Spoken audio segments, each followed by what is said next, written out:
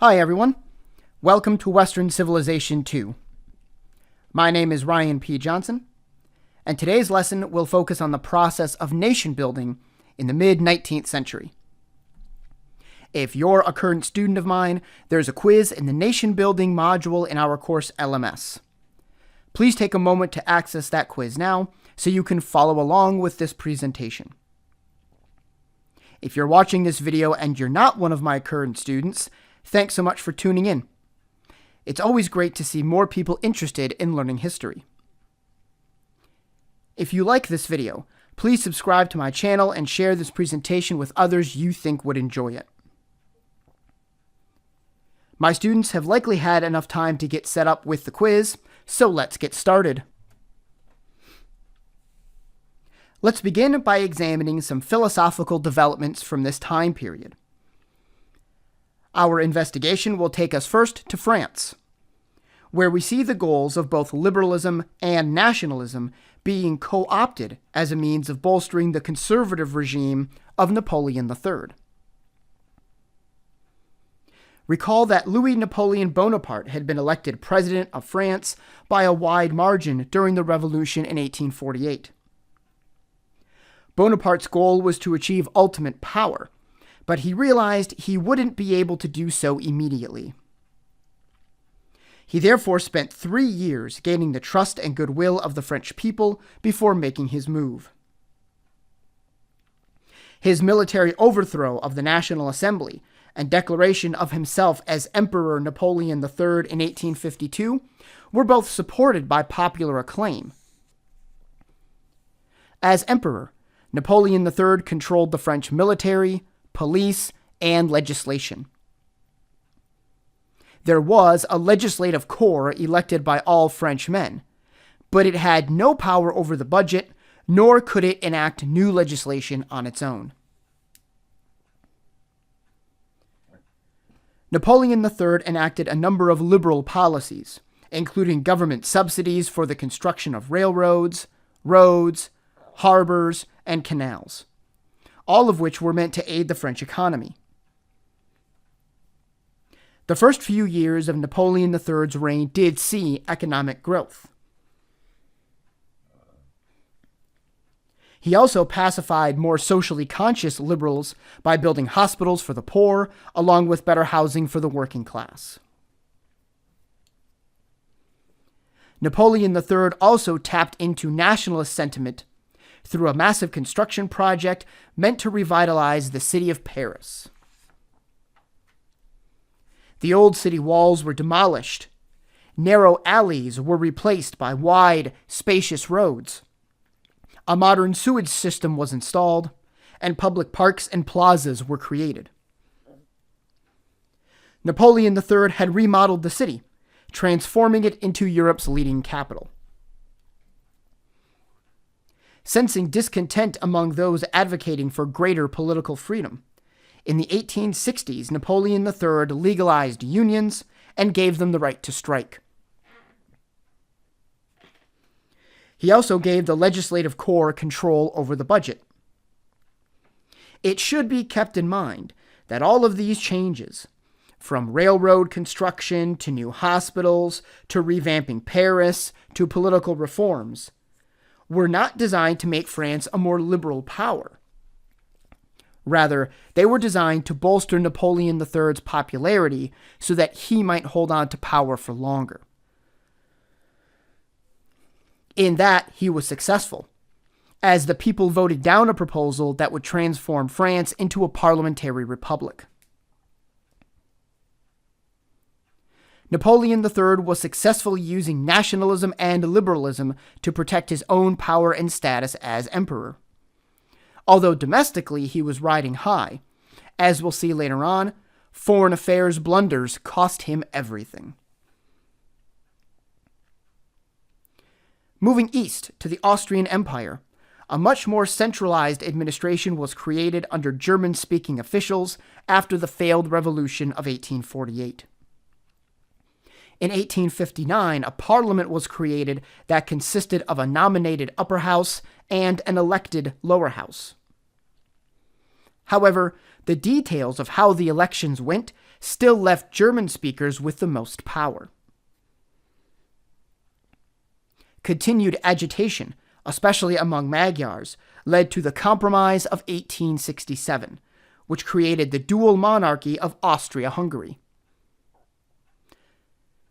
According to this deal, each nation, Austria and Hungary, would have separate governments, but a combined army and foreign policy. They would also be ruled by the same person, as the Emperor of Austria would serve as the King of Hungary.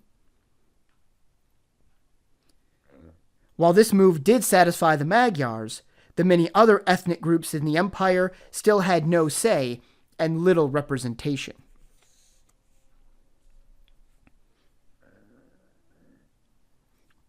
In Russia, Tsar Alexander II attempted some liberal reforms. In 1861, he officially abolished serfdom, freeing all Russian peasants from obligations to land-owning nobles. Peasants were free to buy land and set up independent farms. However, land-owning nobles held the best, most productive land, leaving peasants with only the hardest-to-work plots. Additionally, in return for freeing their serfs, the state agreed to compensate nobles for the loss. Newly free peasants were therefore placed under the care of their village commune, which had tax-collecting responsibilities. This new system was essentially a new form of serfdom that kept peasants oppressed. Alexander II also tried his hand at political reform. In 1864, local assemblies called zemstvos were created that gave people a measure of local rule. These assemblies had the power to levy taxes for public education and infrastructure maintenance, for example. However, nobles gained control over these assemblies, making them another instrument of aristocratic power.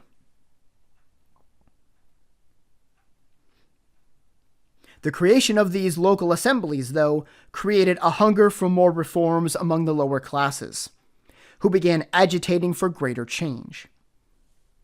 Some of these movements began adopting violent tactics, including assassinations of political leaders. In 1881, Alexander II was assassinated by a group known as the People's Will. His son and successor, Alexander III, subsequently ended any and all reform efforts.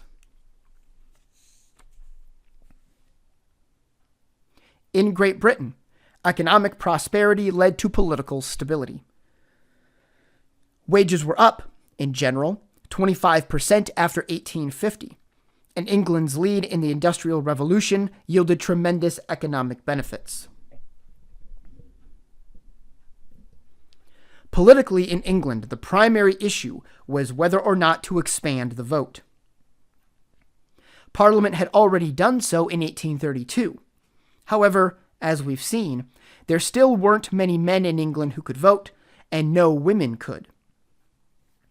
When Lord Palmerston, a Liberal Prime Minister, sided against expanding the franchise, the Conservatives saw an opening. Conservative Prime Minister Benjamin Disraeli managed to shepherd through the Reform Act of 1867, which lowered the property requirement needed to vote. The number of men who could now vote was nearly doubled to 2 million.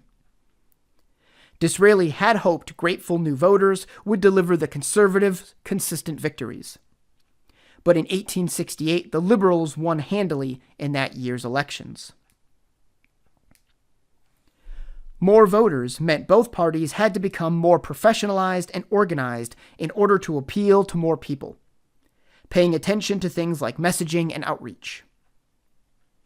The next few decades saw a back-and-forth contest for power between the Liberals and Conservatives, with different kinds of legislation being passed according to who was ascendant. From 1868 to 1874, under the Liberal administration of William Gladstone, for example, Parliament passed laws changing the requirements to enter the civil service, allowing secret ballots, abolishing buying military commissions, and reforming education. Perhaps the most important developments during the second half of the 19th century were those leading to the creation of the Italian and German nations.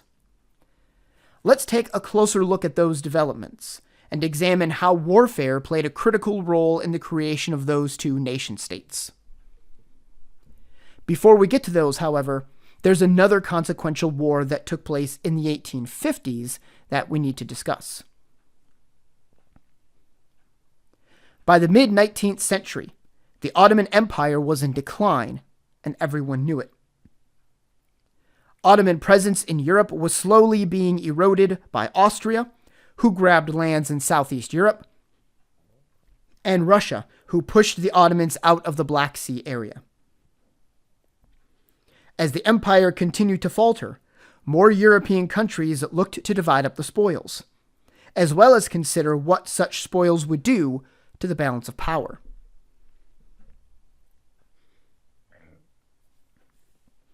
In 1853, war erupted between the Russians and the Ottomans over the issue of Christians visiting sacred sites in Palestine. Russia wanted to join France in protecting the sites and travelers to them. The Ottomans refused, leading Russia to occupy Ottoman territory, leading to war. In March of 1854, Great Britain and France declared war on Russia. Wait, what? Weren't those three working together to maintain the peace of Europe? Yes, they were. For Britain, maintaining a balance of power was precisely why they declared war against Russia. Should the Russians defeat the Ottomans and take control of very important shipping routes to the Black Sea, it could upset the balance in Russia's favor. For the French, they were upset that Russia wanted to muscle in on protecting Christians and Christian holy places in the Middle East. The war lasted 2 years and was mostly fought over the Crimean Peninsula, hence the name Crimean War to describe this conflict. After the main Russian fortress at Sevastopol was taken, they sued for peace. In 1856, the Treaty of Paris was signed and saw Russia give up certain territories, and everyone agreed that the Black Sea would be neutral from then on. Though brief, the Crimean War had important consequences for the future of European relations. Austria had been convinced to remain neutral and not help their friends, the Russians, something Russia never forgot. After this betrayal, Russia began to pull away from European politics and focus on its own internal issues. Austria was left basically without friends on the continent, a dangerous position to be in. Great Britain, meanwhile, also pulled away from European affairs. The system established by the Congress of Vienna 4 decades earlier was severely damaged. In Italy, nationalist feelings had never really gone away. They had simply gone underground.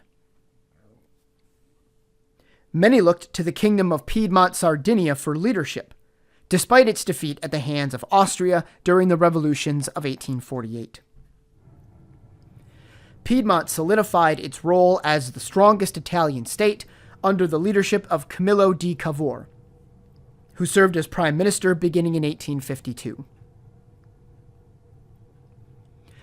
Cavour had been a successful businessman who wanted to ramp up Piedmont's economy through liberal economic reforms. During his time as prime minister, infrastructure was built, especially railroads, to fuel business growth. Piedmont saw such positive economic growth that Cavour had the resources he needed to create a modern army. Still, Cavour realized Piedmont could not stand toe-to-toe with Austria. He therefore made a deal with Napoleon III in 1858 to get Austria out of Italy. According to this deal, France and Piedmont would team up to defeat Austria. Piedmont would expand its borders across northern Italy, while France would receive the cities of Nice and Savoy, along with the marriage of one of Napoleon's relatives to an Italian princess, essentially giving the French imperial family control of much of the peninsula. The next year, war was declared, with France doing much of the fighting. However, Napoleon III quickly realized that defeating Austria would not be as quick as he had supposed, and that the fight would therefore be costly in terms of money and lives lost. He therefore made peace with Austria in July of 1859, only a few months after fighting began. While Piedmont did get some additional territory, Austria held on to the Italian province of Venetia. However, the other northern Italian provinces agreed to throw their support behind Piedmont.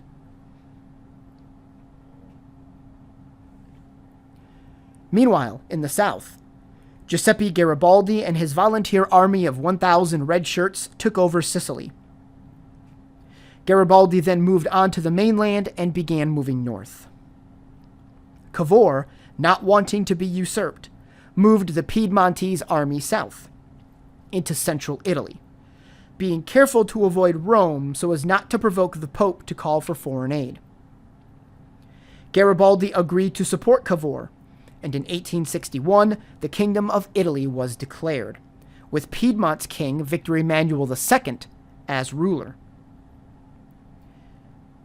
5 years later, Venetia would be merged into Italy, and in 1870 Rome was annexed into the new kingdom and named the capital.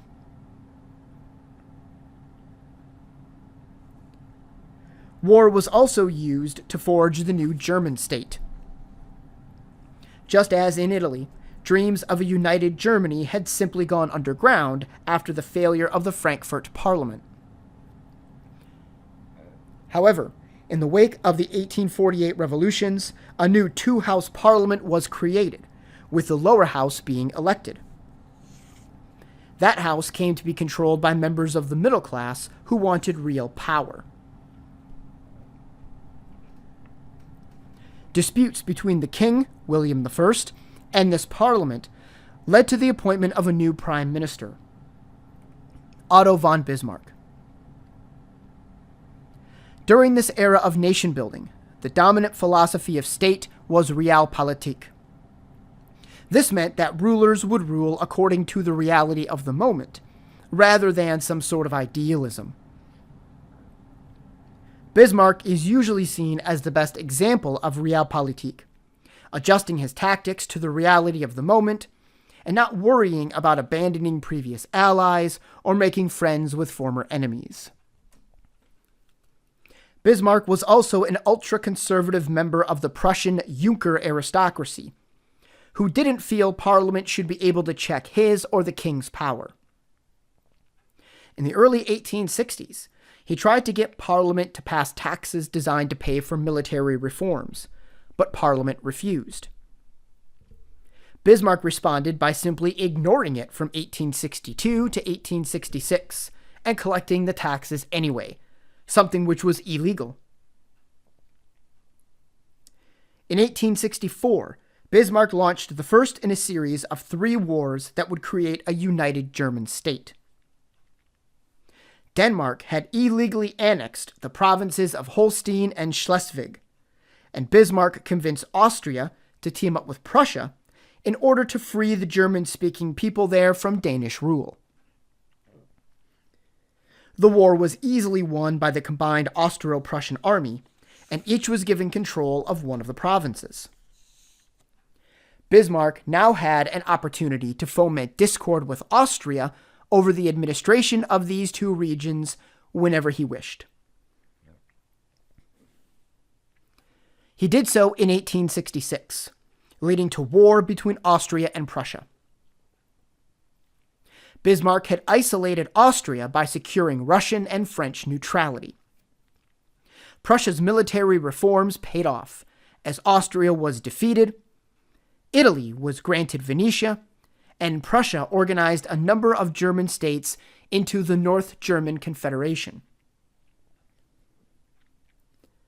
There was one more step left, however, in the creation of a united Germany. Bismarck would have to go through France. Napoleon III would not be happy with a strong, united Germany right on his eastern border. Bismarck needed some pretext to provoke France into fighting, and it came from Spain.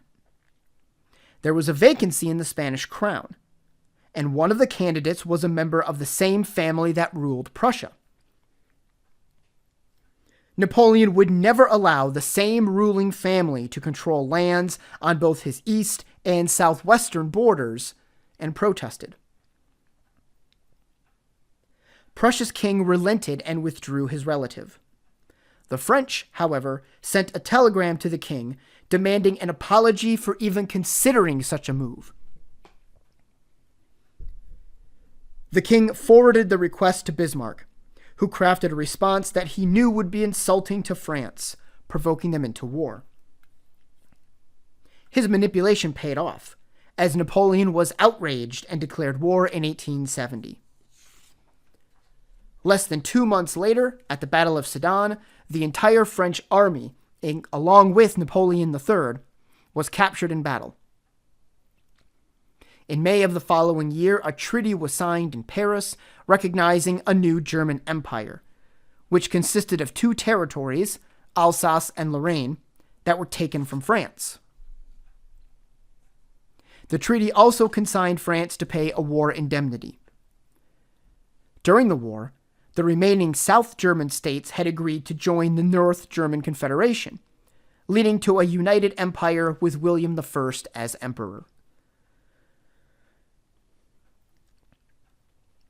The changes taking place during the 19th century, industrialization, urbanization, the move to realism, helped generate interest in both science and medicine.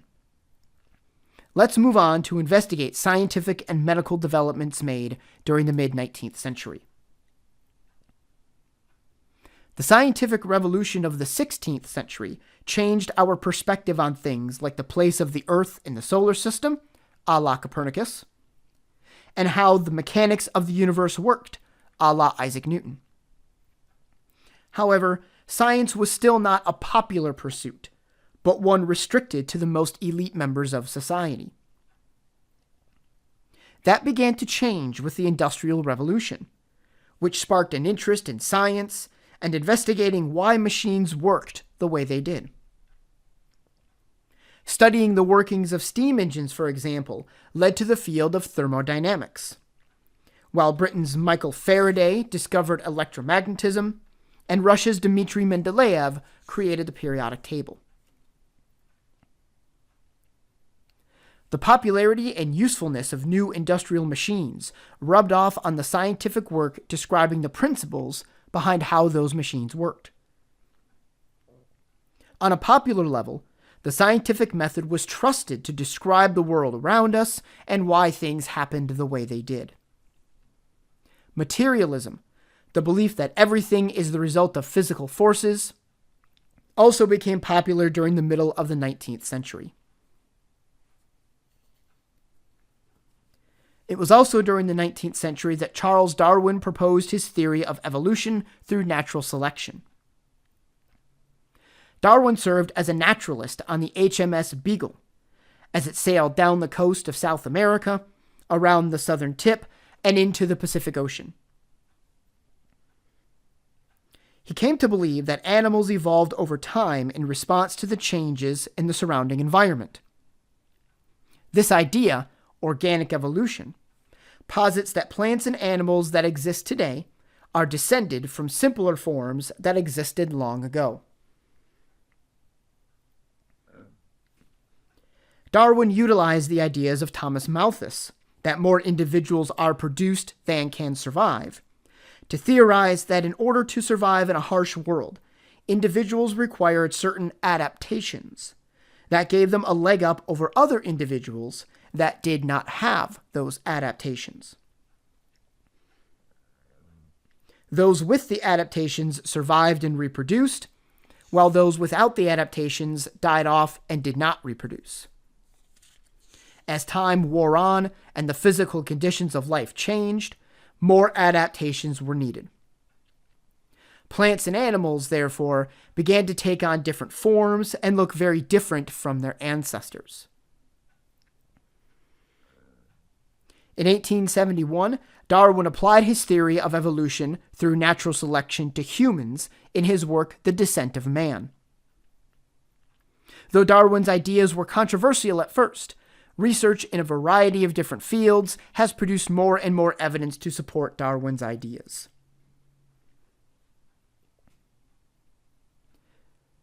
The poor living conditions of industrial cities and the investigations of social reformers mentioned in the previous lesson led to scientific thought being applied to human health and medicine. Louis Pasteur discovered that microorganisms were responsible for rotting foods and liquids. And in 1863, he developed the process of pasteurization, that is, the process of heating something to destroy the microorganisms that would cause it to spoil. By 1885, he had developed a vaccine against rabies, and in subsequent years, more vaccines came out for things like typhoid fever and cholera. Joseph Lister tried to solve the problem of people dying due to infections contracted during surgical procedures, and built on Pasteur's ideas about microorganisms. He believed that they caused diseases and the necrosis of flesh, and if their development could be prevented, people would not be as susceptible to infection. His use of carbolic acid to kill off the microorganisms and treat wounds was a success, decreasing infection rates and increasing surgical survival rates. Additionally, in 1846, a hospital in Massachusetts was the first to use sulfuric ether as an effective anesthetic, so surgery patients would remain unconscious throughout the procedure. In the 1840s and 1850s, a focus on preventive care led to the development of clean water and sewage systems. Professional organizations also emerged to ensure medical practitioners had the best training available. Though the first ones were founded in 1832, they weren't very effective until later in the century. It wouldn't be until 1893, for example, that the first professional medical school was founded at Johns Hopkins to train new doctors using lab facilities and a standard graduated curriculum. Speaking of medical schools, in the 19th century, these schools were closed to women. Women such as Harriet Hunt, Elizabeth Blackwell, Elizabeth Garrett, and Sophia Jex-Blake faced discrimination and misogyny trying to break into male-dominated schools. Eventually, women began forming their own separate medical schools, such as the Women's Medical College of Pennsylvania, founded in 1850.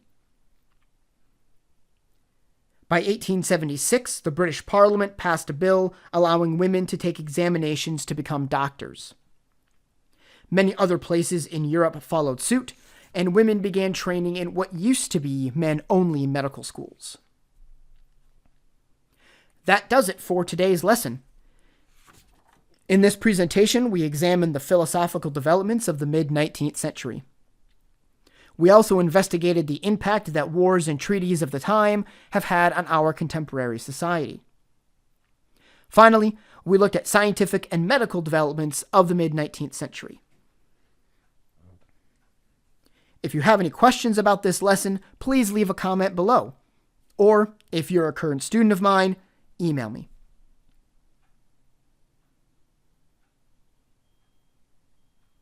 I'd also appreciate it if you'd take a moment to like this video, subscribe to my channel, and share this video with anyone you think would like it. Additionally, here's a list of books you can check out if you'd like some more information about the topics we covered in this lesson. Finally, if you're going to comment on this video, don't be a jerk. Nobody likes a jerk. Thanks for watching, everyone. I'll see you all again soon.